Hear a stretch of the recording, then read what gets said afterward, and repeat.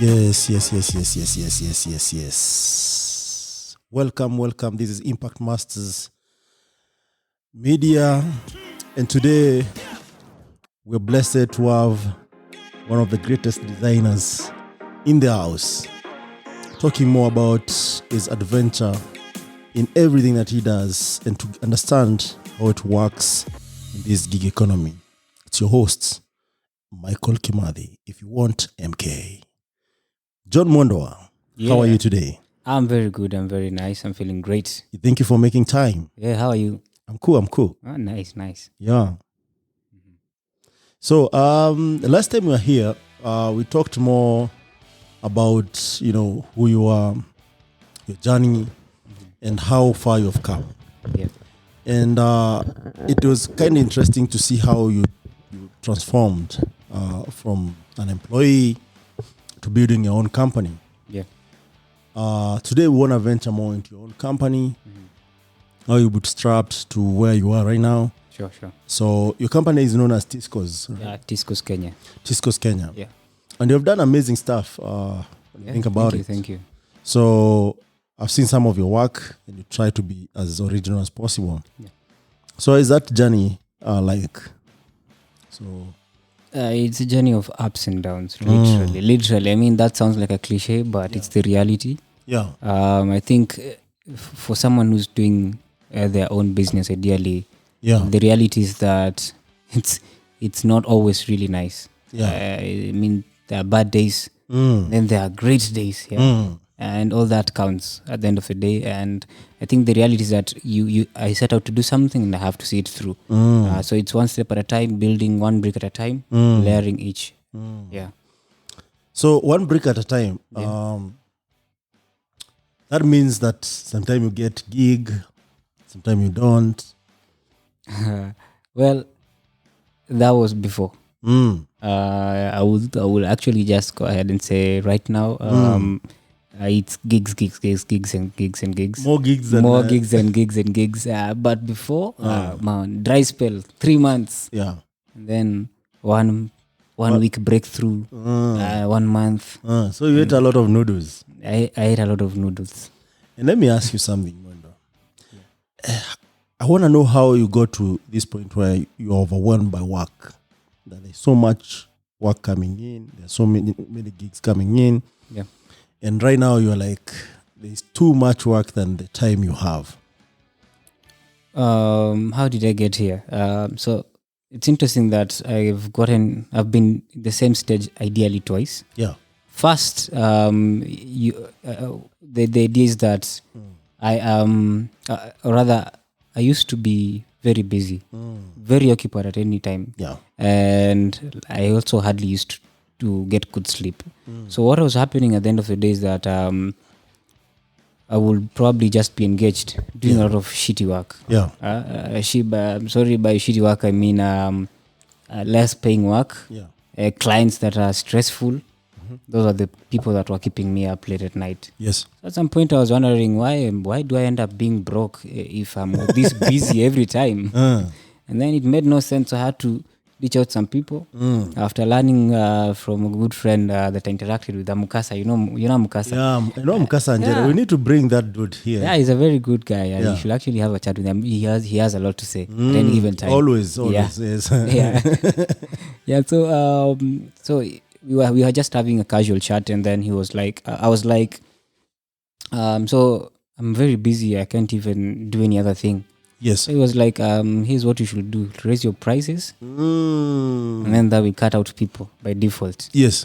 But then the other reality is that, of course, when you raise your prices, expect some noodles. Expect noodles, and I ate noodles, and some it was worth it from my in the long run. Yeah, it was worth it in the long run. And then obviously over time everything just starts to align. You get this client that pays well, and then this other one they recommend you. Yes. And all that, and then all of a sudden again you're back on the same trail. You're charging this much, and then again you're starting to be overwhelmed. So again, I guess now it's time to go to the next pricing, which of course by default also goes up annually. You go to the next tire. Yeah, exactly. So you're saying to like let down some people and then just continue. So you're saying when you're starting up, you're more busy but not smart. Yeah, just engaged So- doing shit. You're not creating any wealth from your work. Yeah, I mean, it's hey John, give me a logo for 1,000 bob. Dude, I need a banner, man. My friend wants to run for as an MCA. He needs a poster. You see that shit? Yeah. And then it keeps coming. Oh, I need a social media post. Can you do that for me? Oh yeah, John, I can do it. Boom. So you're a yes man. I was a shitty ass man. Or as someone else would put it, lambistic. Yes. You are lambistic shit. Yeah. So here you are now. You're starting to get gigs. Yeah. But there's something interesting about how you price, because I think in the tech ecosystem, sometimes pricing might be challenging. Yeah. How do you come with the right pricing? How did I come up with right pricing? I suppose it's like you make mistakes and then you realize you need to outgrow some mistakes that you make. So for instance, how did I end up to the pricing that I have right now at the moment? Yes. You meet someone, they frustrate you because they are giving you a few coins, and then you realize, oh wait, so if I price it this way and then make these other changes, then I can price it differently. Yes. On top of that, I learned something about pricing. And What did you learn? The fact that when you're going to sell something, be it you're meeting someone and then you want to do work for them, Yes. rather pitching to them. Yes. At first, we just used to pitch and just say, I will build you a website, I'll do your social media and all that stuff. But then again, there's the whole idea of the process. Yes. That is what I sell nowadays. I sell a process, not The originality of creating that exactly. idea. Yeah, and the process, and this is what I do, and this is what I do, and then from that you're able to scope out what will really be done, and then when you have that, I mean, if you have a figure in your head, one of the guys I used to listen to back then always said this: if you have whatever you have in mind, whether it's 10,000, triple it. So if you have 1 million, triple it. Triple it. And then you can pitch negotiate. it. Then to my surprise, people were like, okay, some were like, hey, that's too much. I had to let some gigs go eventually. But then again, you have to stick to that sometimes because you see, you're selling a certain process and with a certain value. And this is what you're giving that person. If they don't see that, and most of the times people who don't see that are shitty clients, and those people will disturb you and they will they'll come make with you more requirements, a lot of nonsense. And they always have an uncle somewhere that wants to review the design. And then that uncle knows nothing about design. So they have to, so you in the long run, you're working with 3 other people in the background whom you did not know. So they frustrate you. I see. Yeah, so eventually, I suppose pricing is the value that I think I offer. And then, of course, now because of growth and everything, that always has to change. You have to go. You always have to think about other things. Of course, considering again the other thing that will affect the pricing again. Assuming now you get to hire someone else. Yeah, that means you're spending more money, right? You get a bigger office. You're spending more money. Yes. So at the end of the day, all that sort of needs to play into that picture. Yeah. And it is what it is at that point. Yeah. What you price it's what goes for you. It's like the best example I like to tell some Uber drivers that I ride with, or other Bolt drivers. Yeah. So sometimes they're always complaining that these guys are taking 20% from us. But then again, they don't understand that these guys have actual big offices across the country, and not just these countries, and they need to run their operational costs and all that. Engineers, and the cost of engineers. Yeah. It's a lot, right? Yeah. So you see, that is what people take into consider. Some of the things that people take into consideration. Yeah. And you cannot overlook it. If someone finds it expensive, well, another person will not find it expensive. For sure. Yeah. So assuming I'm starting up as a designer, one of the things that I consider is that I need gigs. So it's okay to take any gigs before you up your skill, or should you price what you offer at that level that you want it to be? Well, any other person, I think, and I think this is the point where I think I will differ with a lot of people, and some people will probably consider this bullshit. But at the end of the day, I think if you're going to learn and know what really goes into a lot of things, and in terms of, for instance, you don't have experience. Yes. You don't have, you don't even have a portfolio of work. So people don't know your work, right? Yeah. And then you want to just jump into the field directly and then get 100K for I don't know what. I mean, honestly, it doesn't make sense at that point. Yes. So I don't exactly tell people to take shitty jobs. Yes. But I tell people to be engaged, Mm. do work. Yes. And that means at some point you'll have to do... Put in work. Yeah, put in work. So you have to get that guy who wants a calendar. Your uncle will come and they want something else. They want their birthday, anniversary card. Exactly. And then you'll get to understand why you cannot work, for instance, with your uncles. Why you cannot price like this. Because then you have an understanding of something. It's a process. It's not... You don't just wake up one day and then price shit. Yeah. So you have do to... that. To learn along the way. Yeah, you have to learn along the way. No, why am I raising this price? At the end of the day, think of it this way. You're learning how business works. Yes. And you're learning how to grow a business. And that is the process. Dude, you teach people how to design. Yeah, I teach people how to design. Can you take us through Rather, that I teach process? people design. Or even before that process. Yeah. How did you get there? How did I get to teaching? Yes. Well, I think 3 years ago, if you had come to me and tell me that I should teach, I will tell you that I can't do it. One, because I'm not a very patient person, mostly with instructions and things like that.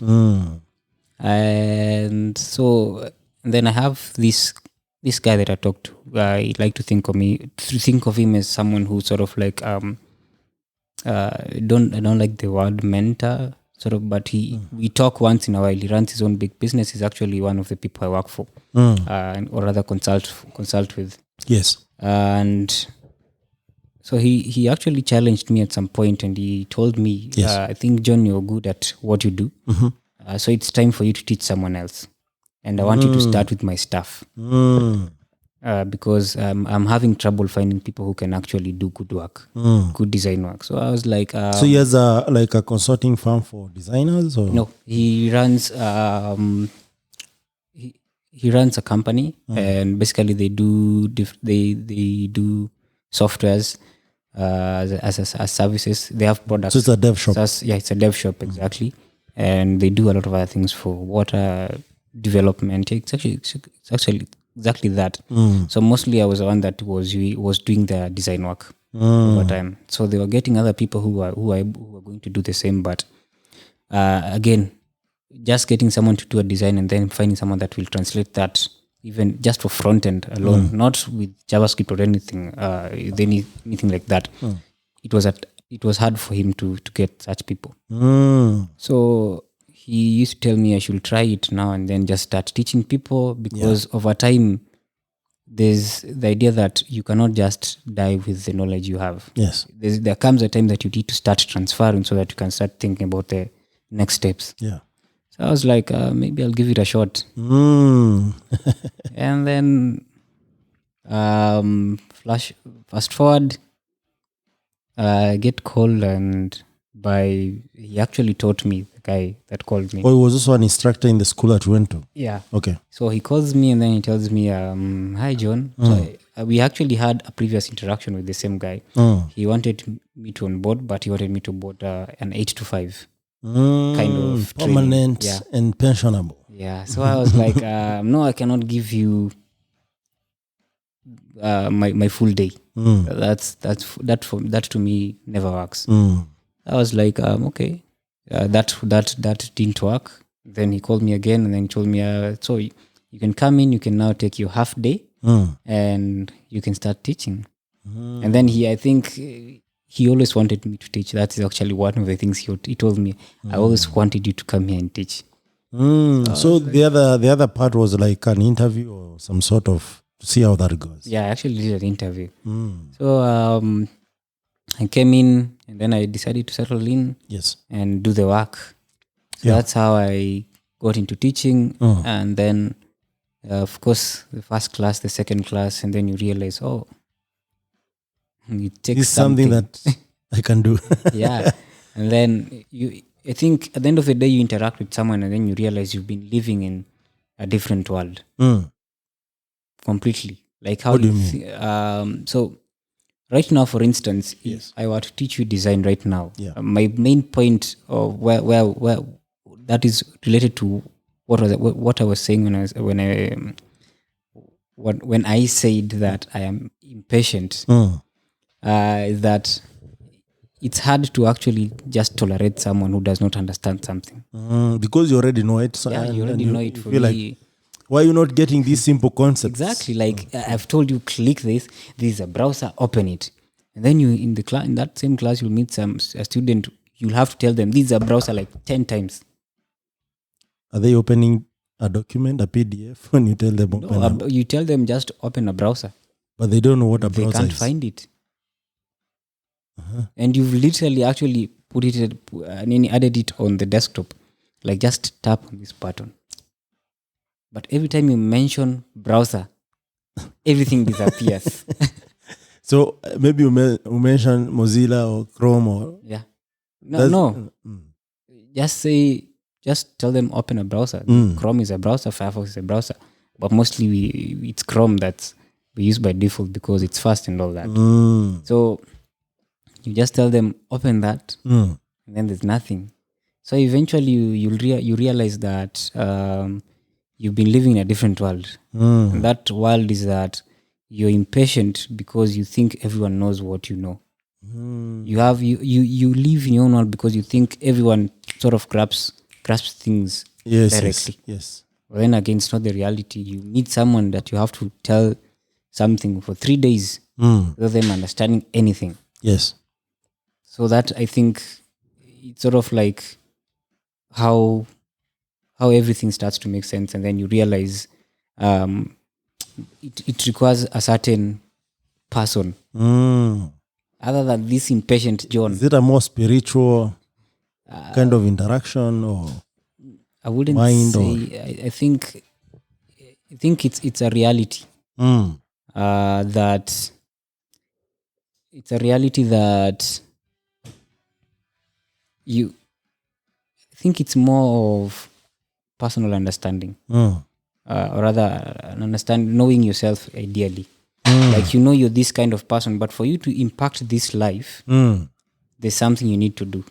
Yes. And that means you need to become more patient. You need to understand that you're actually impacting someone. And this, what you're doing right now is going to, may actually well determine their future. Yes. Or rather impact their future in a great way. Yeah. So you don't want to be the guy that sort of interferes with that. And then there's this other thing, there's this other good verse I know. Teachers will be judged harshly than any other one. Where did you get that verse It's from? in the Bible. Oh, really? Yeah. You remember the verse or? I will have to check. Okay. But teachers will actually be judged more harshly. Yeah. So Because they have more impact and they influence a lot of people. exactly. At the same time, so. Yeah. And then if you think about it, when you're teaching someone something, you actually, if for instance you're teaching someone, for instance, design, right? It translates into it's something that could translate into their career, right? And then you can decide to make that or break that. I see. Maybe you can decide to show up in that class with zero motivation. Yeah. Again, Yeah. you're making another mistake. You see, being a teacher, whether you don't have bad days. No bad days. No bad days. Okay. One day I show up in that class and then I'm like, hi guys. So today we're going to talk about design. You can't do that. You have to show up every day excited. Whether you fought with your girlfriend, your wife, your mother, wife left, or your grandpa died, you have to show up in that class and inspire something. Otherwise, the moment you just start even mentioning like your grandfather died, nobody cares. again, you've brought down the mood. Because everyone will move with that vibe. Exactly, yeah.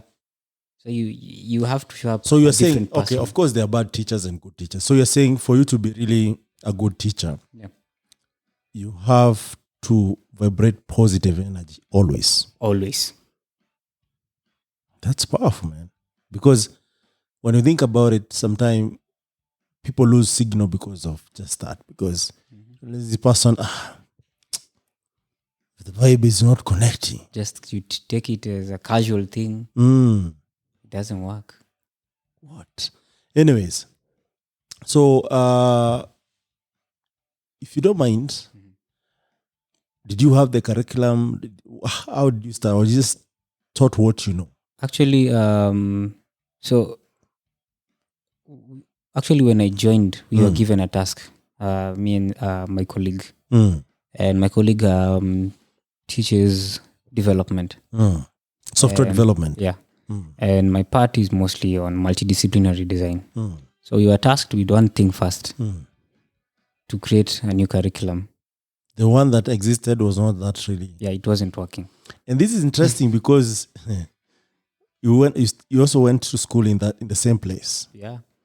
Tell me a little bit about that. So And also it's a good place because I realize that they have invested in nurturing young guys to be something. yeah.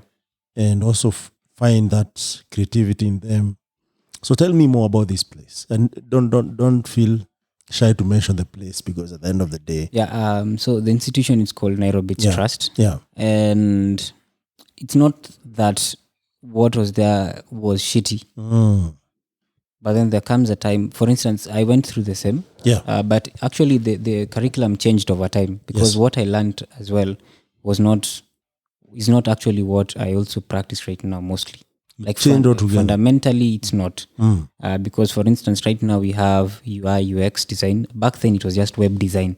That's it. Right? But also technology changes. So Exactly. So everything has changed. So there's the other part now. I learned that, but then again, there's the personal initiative as John Mwendwa to actually learn something else. Yes. And then that means, of course, I'm growing and then I'll have to evolve with the market. So there's that. And then now, fast forward. Wait a minute. There's something that you mentioned that really means a lot. Yeah. So in every career, especially in tech, you need to balance two things. Personal growth and career growth. Yeah. If one stands, the other one stands. Actually, if personal growth stands, career stands. What if career stands? Personal growth can. You'll probably won't. I don't think that works. So you need to grow holistically. Yeah, you need to grow holistically. So there's this thing I was actually telling some colleagues the other day that if not for any other person, do it for yourself. For instance, we are at work and then you think that if I do this extra thing, I'm helping this organization a lot. Yeah. Right? Yeah. That is a stupid way of thinking. Think of it this way. Do it for yourself because at the end of the day, for instance, if you are that person who will go into the getting hired direction, rather employment direction, that means you cannot just move from this job to another without an extra skill, without having not grown, right?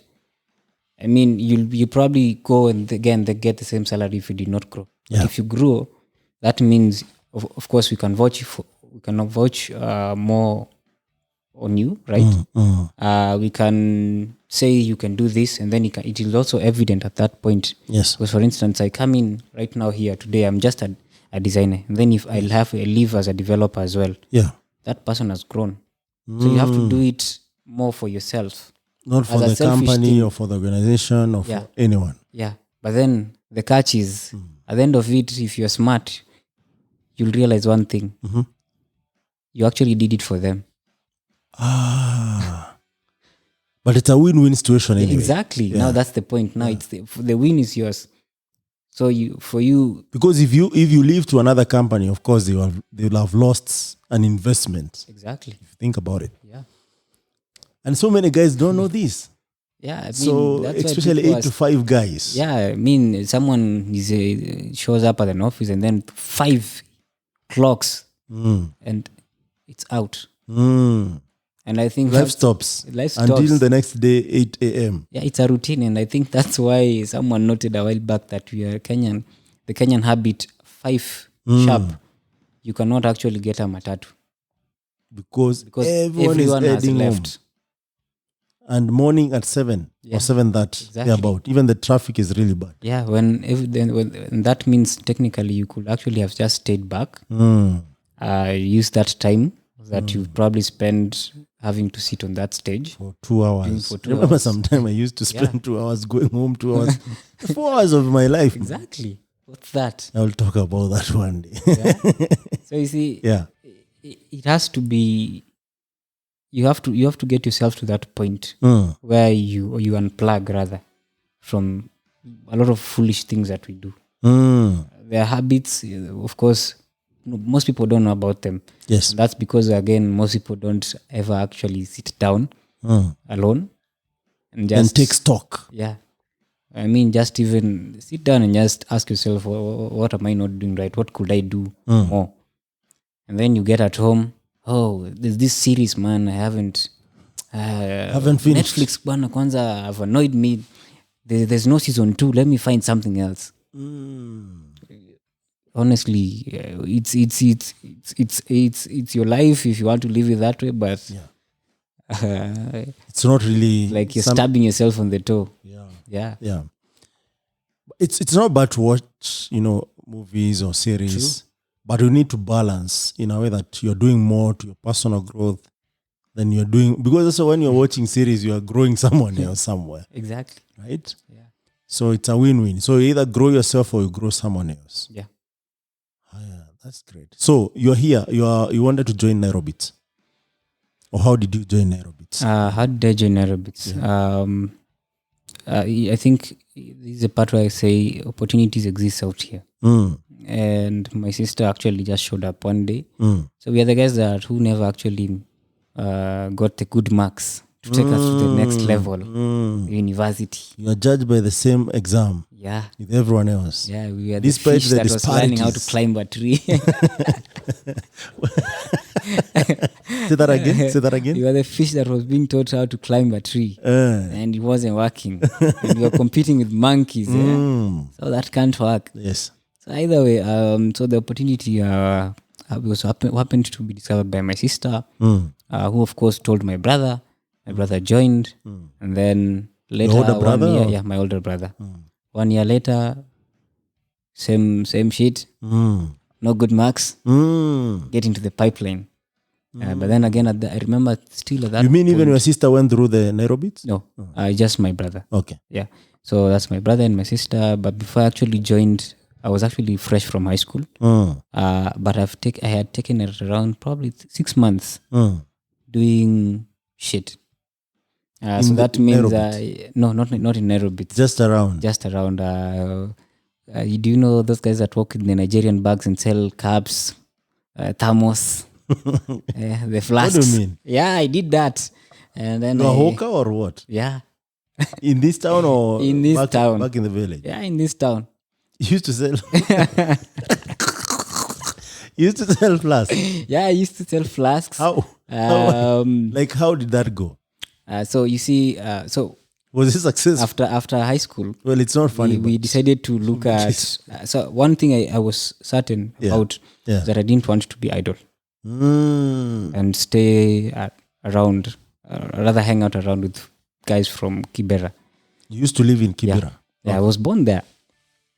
So I decided that I will not be this guy. So I got into the magazines, and then these magazines had written there, and 30,000 in 1 week. That scam is still on. Yeah. Man. It has moved to digital conversation in I WhatsApp decided, and other places. hey, as I told some of my peers back then, guys, there's an opportunity here. Let's show up. So we went there. We did training. The training, there's an actual training that happens by there. Sounds like a multi-level marketing scam. Yeah. So we did the job. Do you have to buy some stuff after the training? No. You were given stuff, go and sell and bring back some given money. stuff, go and sell, but you have to bring those stuff back at the end of the day. So you Bring stuff for money. No, you get stuff. So whatever you sell, so you're getting it's sort of like you're getting stock, Mm. and then you But need you to go don't and pay sell. for it. You don't pay for it. Is that trust you have trained with us? Now you're going to the market you've to sell given on us our your behalf. ID. If you do this, we will sue Oh, you. you give them the idea or copy. Yeah, copies. Okay. And all that. And do they ask you to go and do a markup on the price, or No, they you, give it's you a up to you? price. Yeah, They tell you whatever you do. Yeah, We need this money for this for product. this product. I want 1,800. Actually, sounds like if you're a good salesman, Yeah, you will do it. you'd crash it. Yeah. And I know maybe most of the guys who gave you the training were telling you how much Yeah, they've been making. At some point, I wondered whether there's something that funny that used to happen. So for the training, and then the work starts. So these guys would walk out. We will leave at the same time. Yes. Before you leave, someone tells you, this guy is already done. Look, they've come back with an empty bag. And you're like, I think it was done to motivate us, but now no sale was happening. I don't think it was happening. So someone goes and leaves the product somewhere else, and then they come like, they have sold it. Yeah. And you guys are like, 30,000 here I come. Yeah. So you have to walk. So you understand you were walking. One day we found ourselves in Mlolongo. They're calling from Kibera to Mlolongo? No, it's from South B. Oh, the place is South B. Yeah. To Mlolongo. To Mlolongo. Yeah. So you have to walk, and then you end up selling nothing. Yeah, I know. Yeah. I know that kind of sale is tough. Yeah. Because also, and I think the reason is because I've seen some of those guys selling different products. There is no trust. No. Because number one, if someone comes maybe in your hood or in your apartment selling such stuff, you are a suspect for a thief. Right? So, or people think it's a scam in one or the other. Because number one of maybe how, when you're doing such work, you're not looking so organized. You have worked from South B to Mlolongo. Very organized. So one of the requirements is that you have to wear, you have to dress officially, and you must have a tie as a guy. All times. You guys used to board matatus from South B to Mlolongo? Or? No. You don't have the money. No one gives you money to do that. But even if you're wearing a tie and a suit, and you walk from South B to Mlolongo, that tie would have turned into a rope. I once removed it, and then I was met by the supervisor in the field. It was a problem. Yeah, it was a problem. That's what I'm telling you. He would fire me. It's not practical because most of the guys I've met or they have come to sell to me at some point. Yeah. They don't really look presentable. Yeah. In some way. And I understand why. Because if you have to walk long distance, because again, you're trying to save and make a big difference in what you sell. Yeah. So you don't have extra money to board a matatu or to take a Uber or to take a boda or anything. And then you need to have lunch. I mean, you're walking and you're carrying luggage. And you've not sold anything. So you're not looking... have around 7 kgs every day. Okay, so you survived this. How? So I actually didn't really survive it completely. At some point, I was like, this is shit. Enough is enough. Enough is 6 months is a long time to make it. Yeah. So we left. I moved to... I actually used to cook. I ran a place where we used to sell fast food.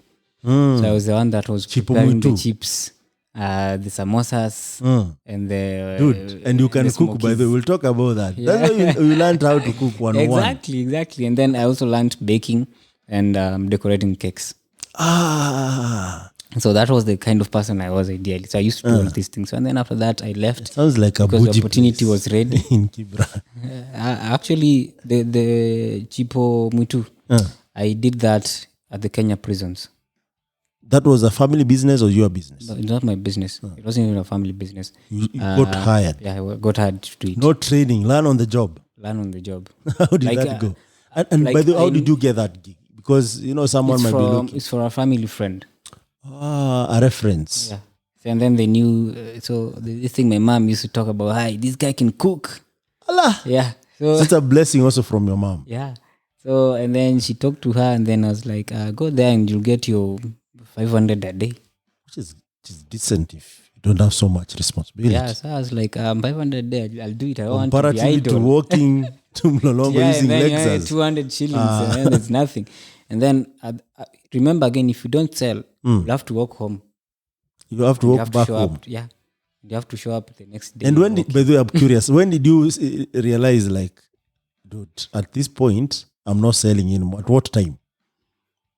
I think so. I think it wasn't just working. I think I realized that it was false advertising, and then it was hectic. And then I'm getting an opportunity where I can get 500 guaranteed. And another thing, were these products really quality products, or They're actually quality products, very good products. but it never worked? Because I only used to sell flasks. Or you used to sell flasks? Yeah, and then because those ones will give us like 200. FMCGs, and I think that's why FMCGs are really a big thing right now, because there are a couple of companies doing that. Yeah. So maybe digitizing it has really given people that visibility of what is being sold. Yeah. Because sometimes if people don't have that trust, and also they don't have the visibility of what is being sold, Yeah. it becomes hard. So you join this place cooking chips and cakes, birthday cakes, wedding cakes. Yeah, I did that for quite a while. And then when the time came, because they normally have intakes. Yes. And I joined my intake around March, if I'm not wrong. And so in the first 3 months, I was actually occupied with doing the Chipo Mutu thing. And after that, of course, now the opportunity comes in. We went for an interview. I was taken in. Then that was the first day of my class back in 2013. Then everything happened. So it has 3 levels, Nairobi's. Yes. Then it had 3 levels. Yes. So you do the first one. Mostly it's an introduction to computers and designs and all that. Yes. Because again, I would think I was also privileged enough to have at least interacted with computers, because I did computer studies in high school. Yes. I was actually a fan of computers from an early stage. Yeah. Did you code? Did you play games on computers? How did you interact with computers in high school? So in high school, I think it was just work. Yes. And I mean learning. Yes. That's why I actually knew things like COBOL, ideally basic. So basic code, HTML, and that. But then again, mostly we get to work with the Microsoft software, even on the projects that on the projects that we do and stuff like that. Not much. So after that, that's the first step. The second step is mostly another. You get to where now you get to look at web. Yes. You get to look at design in depth a bit. Yes. And then, so 3 months, 6 months, second level, and then 6 months on the final level. What is this final level? The final level now is a media lab.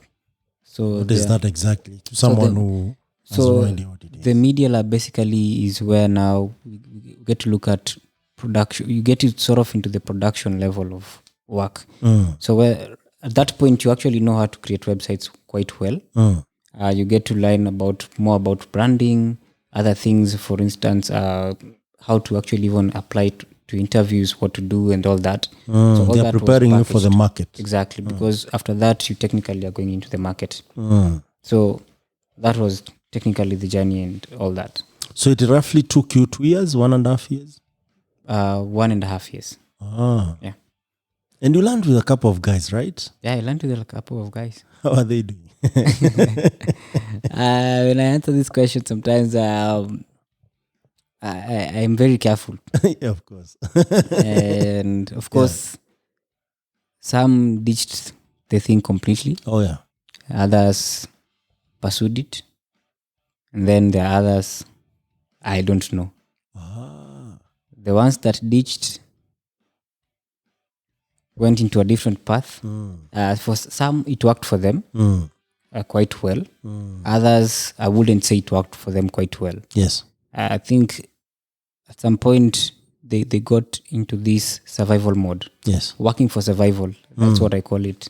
That means, for instance, I'll probably just find a job that just gives me 15K. Yes. And then settle for that. Yes. So you're working for survival. Yes. Then sooner or later, the other one probably is struggling with something. Yeah. Struggling with something else and all that. And I understand all of us struggle. Yes. But I think if I would like to actually think if they had probably pursued what we learned Yes. up to now, Yes. we would all probably be very far. Because, funny enough, with the same education that I went through, we have people right now. One runs IDEO I think in Africa. IDEO, the design company, and the other one. There's one in Microsoft. We have people in Google and all that. People who've been through Nairobits. Wow, that's amazing. So you can imagine, and I think this is a part where I think what you're taught basically, it's something that could translate into something very important in your life. Yeah. But then again, most people are impatient and they don't take it. That's serious. They don't take the time and take it seriously. Yeah. So eventually they're tired, and then because they want quick money, let me go 500 there today. I think I see I'm getting 500. The other side, And they get comfortable. They got comfortable. And then the reality is that probably when you hit 25 plus and then you get to have, and then you have a kid, that comfortable no longer works. Because now there are too many people depending on you. Exactly. Responsibilities start knocking at your door. Yeah. So then you want to go back and start learning. You want to call the person you went to school with and then tell them, can you teach me this, man? I see it's working for you. Because you see, I've seen this by the people who never took it seriously, now suddenly just start want to come back and then tell me to teach them. I see. And I'm not saying it's because I'm the greatest guy. Yes, Actually, as shitty as No, they come. you're greatest. we know you, Mwendwa. Stop being modest here. We know you're good. Yeah. That's because sometimes I don't know if it's my doing. Yes. Because I don't really think it's my doing most of the time. I have done some things right, but at the end of the day, I think when I look at my life in summary, I always like to say this is the part where I want to be careful and remain as humble as possible. And even Albert Einstein, before he died, he never thought he was great. You know that? Yeah. Yeah. Great guys don't know. They don't consider themselves great. They don't know if they are really great. They're just doing stuff differently, and other people find it fascinating. So I understand it from that point, but well, there's that. But I'm telling you, you're really good. Thank you. Yeah. I'll try. Normally, I make sure that doesn't go into my head. For sure. Yeah.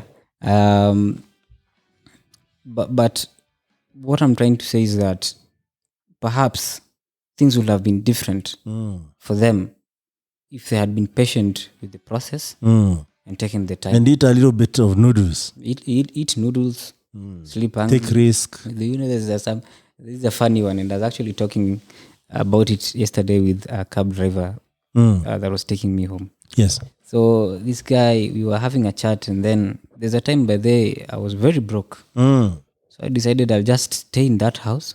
I cannot call my parents and stress them equally. Yes. So I'll just stay in that house because I knew I had rice and I had sugar. Water was there by default. Wait a minute. What is the connection between rice and sugar? Wait, let me tell you. So that's when I realized I can actually just cook white rice and prepare tea. Oh, okay. Because I was like... But did you have tea leaves or? Yeah, I had tea leaves. But then again, I knew tea leaves are things that I can get even for 10 shillings. Ah, okay. Yeah. Okay. You can get let tea me know leaves for sound 10 free. shillings. Actually, you can get tea leaves for even 5 shillings. Oh, yeah? Yes, for sure. So the sachets one. Those ones, yes. Yeah. Yes. So I was like, why do we actually have to eat rice and then accompany it with some maybe greens or rather stew, beans? Is it necessary? That's what I asked myself. And that's how I survived that. Because I was like, bro. Being broke is interesting. Exactly. And I actually survived. People cook ugali and uji. Yeah. And okay, ugali and porridge. Yeah, and that's... And that works. And they wonder, why do people have beef stew and ugali? Yeah, why? Why are you so extravagant? Who lied to us that we have to... why are you killing animals for ugali? And I think that is sort of like what sort of defined the line where that determined where if I'm going to be the guy that will feel sorry for myself and be depressed. Oh, I'm eating rice without nothing. So I'm Strungi. poor. Yeah, I mean, dude, it's food. Someone else doesn't have anything. By the way. Literally. And talking of people not having anything, it's getting worse, especially at the moment, Yeah. where people who survive maybe go for manual work, get 500 bob, and then they find maize flies like 200, 230. Maybe you have walked from work. That's a whole day pay. Yeah. You need rent from that money. Maybe you have a wife and kids. You can see how complicated that might become. Yeah. And it's really getting serious. So as much as sometimes it's good to embrace where you are, Yeah. I think because I consider you a leader in design, and Nairobi is doing an amazing job in like equipping people with skills that can actually propel them to places like Google. Yeah. You're also volunteering your busy schedule to go and teach more guys the skill, and you're doing an amazing job. So I think as Africans, and that's why we're having this conversation. As Africans, I think it's about time, whatever small skills that you know, and because you have passed through it all, sharing that skill does not mean you lose it. It's not a zero-sum game. It's never. And the more people who have the skill, the better, because you also get better with time. And they say the best way to learn something is to teach it. Yeah. So if you are listening out there, maybe you are one of the best designers or best software engineer or best architect or best whatever you do, please disseminate that knowledge. Yeah. You won't lose any. Actually, if at all, you'll gain. You're actually gaining Yes. more value than you know it. Yes. Because Mwendwa, when I knew you're not an instructor. Yeah. Maybe even you're a student or maybe even you're not doing. And over time, you have always been positive about let's share, let's try and impact. And we have traveled with you around the country, trying to share the same skills and even how to grow that. And talking of growth, there's something pertinent that you mentioned about the people you studied with. Yeah. As an instructor, do you see the same attitude of people who ignore this process and then maybe afterwards? How many classes have graduated in your tenure? I think over time up to now, so far I have taught probably 180 students so far, or 200. But how many cohorts? Cohorts. I have done 2 each year. So that's 4 cohorts. 4 cohorts. Yeah. So have you seen the same attitude with your classmates from this cohorts? Like from the students? Yes. So there's one thing, when you become a teacher, you want to be hopeful. But you all know hope doesn't solve shit. That's because, so you see, and I think this is an interesting part with young people, or rather younger people. The idea is that you have to keep telling them the same thing over and over. And you hope that it will help them. Yes. Like one of the things that I actually also recently started by doing is that I give an example of 3 types of people. Yes. And in those three types of people, I look at it also aligns with the people I studied with. Yes. At the same time, Yes. and the people in the industry. So these 3 types of people are one, the one who will learn and use the knowledge that they've gotten from Nairobi. Yes. And then pursue it to the fullest at 100%. And then I'll give you good examples of where they are. Because the reality is they're not at the same place. Yes. The second type of person is the one who went through Nairobi, and then they were like, nah, this is not for me. And they were honest about it. Yeah, and they were honest about it. Yeah. So because they wanted to do something to do with videography. So they went into that. And then because they went into that knowing that this is not for me and this is for me. And then again, they put 100 into that. They did well. Yes. In life. Yes. The other one is the impatient one. He went through Nairobi. Yeah. Maybe because after Nairobi, he was like, I need to just start getting like 300 shillings somewhere, and then I'll still use my Nairobi skills. Now that is the one that would likely be absorbed by the 300 shillings, or be consumed by the 300 shillings cycle, and that will take Hand to them time mouth. to actually get out of that.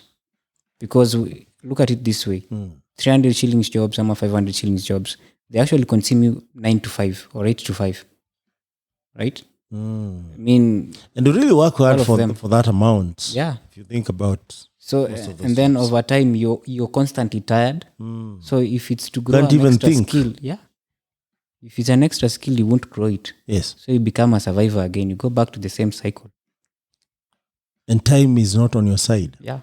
So in the long run, you become that guy who survives. Those are the 3 types of people I tell my students. And that's sort of like, if I give you that, the thing I have in mind when I tell my students that is that if you're going to take this, you have to be serious from day one. If you're not going to take it, leave now. It's about time. Yeah. Because figure out what you want to do, leave now, go do something else. It will help you. Yes. But give it 100%. But don't be the guy that stays here and then gets into the normal system, and then you become the same type of person Yes. all along. So with that in mind, over time I have seen students that actually left because I said that. But then again, when they leave, it's not a moment to feel bad, because again, I can't say I know you. You've helped them I know- save some time. Exactly. Yeah. So they leave, and then you'll hear that they did well in something else. Then that gives you joy. And then there's the one who stays. The one you stay, you actually hope they don't become the two, the third person. Yes. Because if you stay, make sure you see it through, Mm. and then you don't become the guy who survives. So, you can actually stay and then just become the guy who follows it through. Yes. And does well for that. So Yes. with that, that's why I'm telling you, it's about being hopeful. Yeah. Because being in that position, you don't want to look at someone and be like, you'll be the third guy. It's dangerous to think like that. I don't think you'll even teach that person well. You'll always come into that class with an assumption that this guy will not be great, so I will not even focus much on his work or their work. So you see, that's the risk. You cannot be that guy. Like, it's the same thing. Like, I think you see, when you were back in primary school, there were teachers that told some guys you'll never amount to anything. Yeah. I think when you think that, or rather see other student as something like that, Yeah. that's the one mistake you'll be making again. So that's why you cannot have that mind. But when I think about it right now, I see why. That's not a good thing. If you're a teacher, it's rather not to say anything rather than be negative towards someone. Yeah, exactly. So the idea is that you have to keep hammering knowledge, and you have to push this person so much so that no time will be wasted. And then they have to realize it, because again, young people are very funny if you teach them. These guys What do you mean joke. they're funny? They are very funny. So I was privileged enough to work with primary school kids. They are the lower primary school kids. Those kids are great. Teaching them, if you pair them with anyone, they will work with anyone. Yeah. They don't have that friends thing that the high schoolers have. If you interact with them, high schoolers, you can pair them with someone, and then they're like, that's not my friend, so we'll not work together. True. Right? True. Yeah. And then you meet this other one that is not a high school, and then they're just teenager to 24 years old. Those people are very different. They'll actually not want to work with anyone else, but the reality is that they have to work with someone, because the world requires them to work with someone. Yes. At some point, if you are going to work anywhere, literally your job or be employed, you have to work with someone. Yes. So you have to force it. Yes. You have to train them to actually get into that cycle. They cannot be the same person. Yes. And that's what you keep saying and keep saying and keep saying and keep saying and keep saying until they change. It's repetition, literally. Say it more and more. Sometimes maybe 3 or 4 will hate you for it. Maybe you'll also sometimes you have to punish students. Yes. Because, for instance, you cannot decide to, out of a week, to just show up twice. And then you want to tell me you're giving it 100%. For sure. Right? So because of that, you have to take some steps that will ensure that that person actually It's consistent. is consistent. Yeah. And those are the things that shape these students to become something else. If you don't hold them to that standard, you are as well also doing them a disservice. Soon enough, they'll realize. But then if you're tough right now and they hate you right now, the other reality is that soon enough, they'll see why it makes sense. And it's the same thing with parenting, right? Because there are things that maybe you're told when you're a young guy and you're like, come on now. I want to be a kid, right? I want to have all this time. But when you grow up, you're like, oh, man. Yeah. So my parent actually didn't give me a beating because they hate me, or they didn't say such words because they don't like me or hate me. Yeah. But at that point, you are like, they don't. Anyway, that's something we can explore more and more. But there's something you said about teachers saying negative stuff to students. Yeah. But there are guys who have gone out of their way to prove. Because even parents, by the way, some of the parents are so negative, so cruel. They beat you almost to death. The parent who even go to an extent of killing their own children. Shout out to my mom. you received a beating, my friend. proper beating. Proper beating. But, and it's so unfortunate that most of us live to prove other people either wrong or right. Yeah. And if you think about it, it's not the best life to live. Terrible. You should be able to live to realize your own potential and live your own purpose. Yeah. And that's a beautiful life. Very. Because once you prove those people right or wrong, then what? Maybe that's when you start living, and maybe at your age 40 or 50 or even 60 or maybe even 80. I mean, you're hardly even ever going to start living. Psychologically, you're broken. Yeah. And I think it's also part of one of the things I also tell my students. So you see, there's this idea that teachers, I think it's just because it's a cliche people pick up. I've had people come and talk to the students, and then they'd be like, prove them wrong. You have no one to prove. You just live your life. Yeah. Because there's a reason why you're alive. Yeah, do what you have to do. I mean, there's a fun example. I was talking to a good friend of mine. And then these guys, for instance, you've experienced a breakup, and then the next thing you're like, I will prove to her that I am good. What the heck are you doing? Right? Like, just live your life. Yeah. You don't have to prove anything to anyone, and you cannot actually try living in that. Yeah. With such in mind. Yeah. You're actually consuming yourself with nothingness. Purely. Yes. Because what are you trying to prove? It's like chasing wind. Yeah, chasing wind completely. Because these people also, maybe they're not living their potential, their purpose. Yeah, they're just doing something to annoy someone. Someone actually told me most of these actually is as a result of how most of Africans have suffered. Yeah. But Africans have suffered. Tell me about it. How? So Africans, Yeah. they are living their life, hunting animals, tilling farm, trying to settle around Africa. Yeah. And they didn't have means of transport. So they used Lexus a lot. Yeah.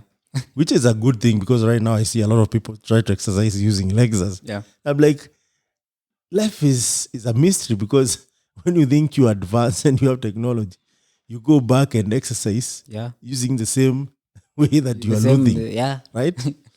Then, before even they discover themselves, colonizations happen. and a lot of brainwashing. Yeah. And it was not easy as it might sound. Yeah, even people used to come with a Bible. They give you a Bible, and then you exchange your shamba, your farm. Yeah. With good news. It's like they tell you. Sometimes when you read I understand them, because these guys didn't know how to read, number one. Yeah. Right? So someone, even they have never seen a book. Yeah. Someone comes with, I don't know how they used to keep their knowledge, because I Books understand and also sweets. Africans used to keep their knowledge. Yeah. That's for sure. But you see this book, which talks about a lot of mysteries. Yeah. Because Bible is a mystery. Yeah. You need to seek spiritual intervention to understand Bible. Yeah. Not something you can just read like another book and understand. Yeah. Then someone comes and teaches you how to read, right? And I'm sure in that process of teaching you how to read, because they have self-interest, Yeah. they will translate or define some of the things the Their wrong way. way for their advantage, and also even translate what it means to their advantage. Yeah. And then African or Africa, or the people who are living in Africa, are perturbed by this knowledge. So they could exchange it for anything. Yeah, it's new. It's Before they realize it, everything is taken gone. away. The life as they knew it, they were told it's wrong. Yeah. They didn't used to care about so much about clothes. So they used to wear, skin hide. Skin, yeah. They used that for everything. They used to have, build their houses using mud. Yeah. And things like grass thatch. Yeah. Living a life that is really, you're enjoying. You interacted with nature fully. Before they know it, they are becoming slaves now. Yeah. All right? They are being, some of them I hear they were being, I don't know which is the word, but they suffered a lot. The beating, the piercing, the people used to be chained like dogs. Yeah. And then Actually, even get exiled. And killed. You're hunted across the country. Right. Your land. And we're not talking more than 100 years ago. Yeah. You're talking about 60. Some of those guys are alive even as you speak. A few of them, right? Yeah. So when they brought up the next offspring, they had to take that bitterness on someone.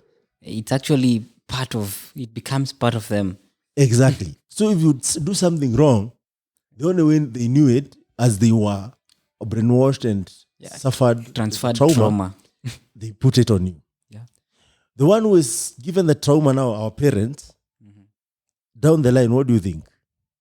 So this person told me, really, it's somewhere. We need to break that chain. Yeah. Because if we don't, and you're not sober, we don't correct our children out of empathy and love. Yeah. We'll continue the same chain, which is not good for growth of body, mind, and soul. Yeah. And I think there's someone that put it quite well. Yeah. If you're going to raise your child, be careful that they don't resent you because of what you do. Yeah. If your child resents you, something else. Who is this? Jordan Peterson. Jordan Peterson. Yeah. But we'll talk about Jordan Peterson at some point because one day, that dude is really doing an amazing stuff around, psychology, where the modern world is, civilization, the role of people in gender, things to do with growth, and personal growth, everything. Yeah. And he has also written a couple of books. So I think I hope one day I'll host him. Jordan Peterson. I also really look forward to one of the things I actually want to do is just to meet that guy. I don't know what I'll say. Yeah. But one of the things I have to say at some point is thank you, and of course just have a chat. Yeah. Because he's doing a lot. Yes. A lot. Absolutely. Yeah, so he's correcting a whole generation alone. He has taken it upon himself. Yeah. Yeah, I mean... He actually says there's one of the things he says, it's necessary to be a man. For sure. Necessary. I agree. I can't agree more.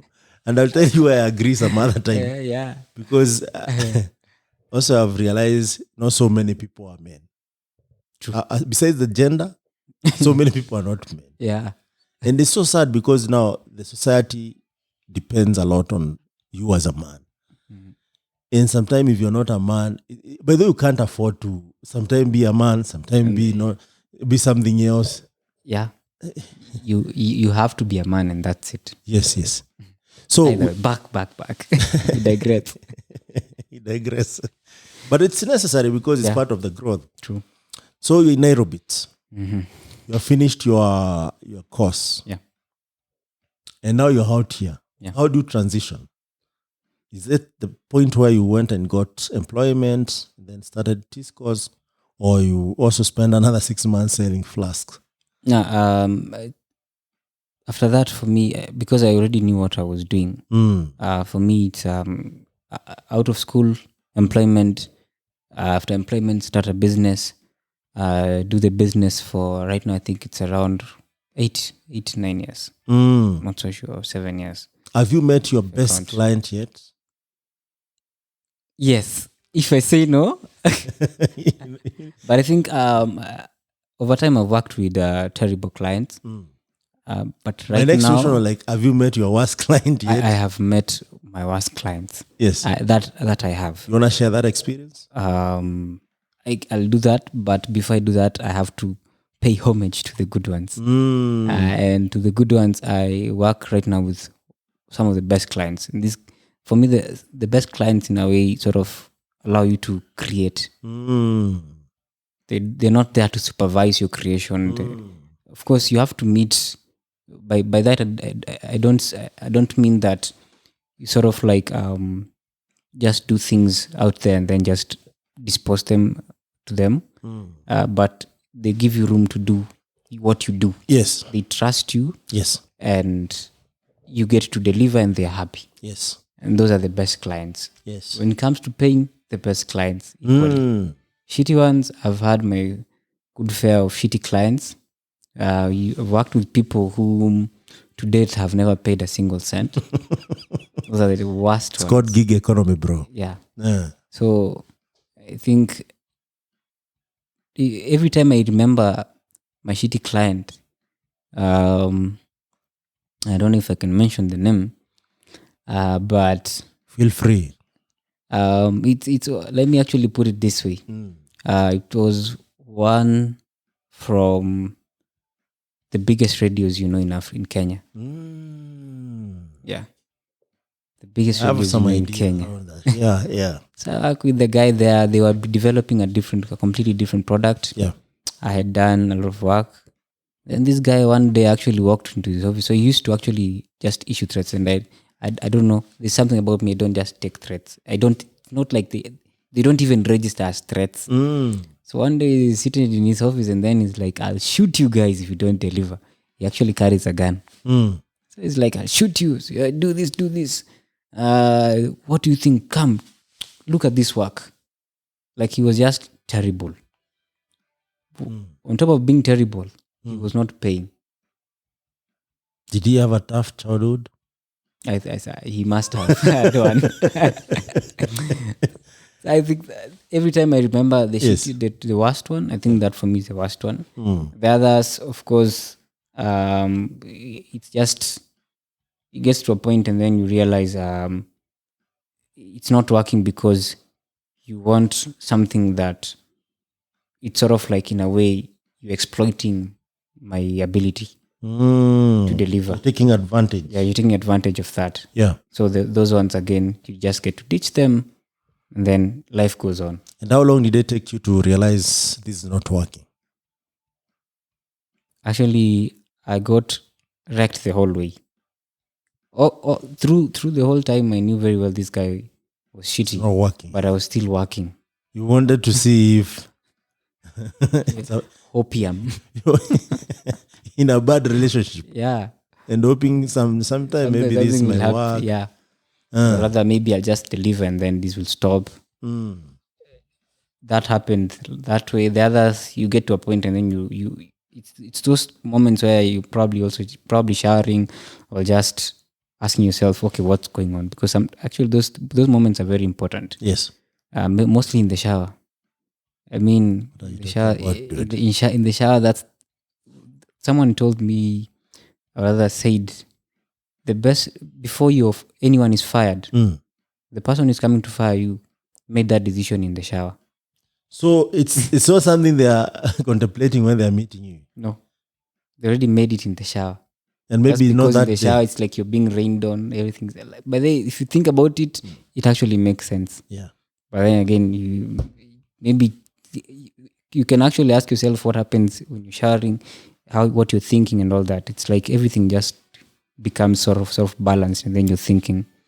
But yeah, that's just that. So Now I'm thinking about what goes on in there. And I'm having ideas yeah. So where was I? about the guys who are not really nice. Yeah. So you sort of like have to sit down at some point and ask yourself whether I'm growing from this. If am I growing from this? Is this client good? Are they even sometimes? You see, some clients can be how do I put this? Selfish. Selfish in a way that, for instance, you Yes. just work for them. Yes. And they will never actually sort of like recommend you anywhere else. Or Because they recognize your want you effort. mostly recommend you anywhere else because they want you for themselves. For me, I think that's not always a good client. Yes. Like, of course, I will deliver for you and all that, but I don't want you to feel like you own, or rather you own my skill because it works for you. You can I only have to own give the you work I've 100%. done for Because you. most of the time, those people want to be hired, want to hire you full time. So they are making your life as difficult as possible Yeah. and coming as the shining hammer. Yeah. And actually, if you're not conscious enough, you'll find yourself in that bait. So I'm always very conscious about such things. And those ones are not really like bad clients. I understand what is going on. Yeah. But I'm always like conscious of that. Yes. So I know very well sometimes when I sit down and think, that's how I also evaluate whether this job is actually helping me grow or it is not. If it's not, again, you're allowed to also walk away. Yes. As a person. Yes. And that's what I also do. Yes. So over time, of course, that it works out with others, it doesn't. But then again, you don't have to stop because it has not worked with one. Amazing stuff. Amazing stuff. Yeah. So when we meet next time, John, we'll talk more about relationships because you don't exist in vacuum. Yeah. And I know designer work is really demanding. Very. And you have a story to tell. True. And I think this also will inform some of the young guys coming up and doing stuff.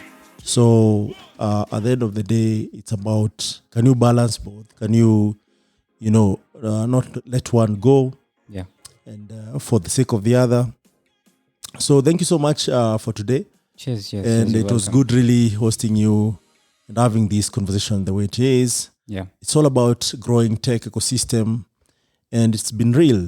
It's yours, MK or Michael Kemadi. Until next time, for Impact Masters Media, see ya.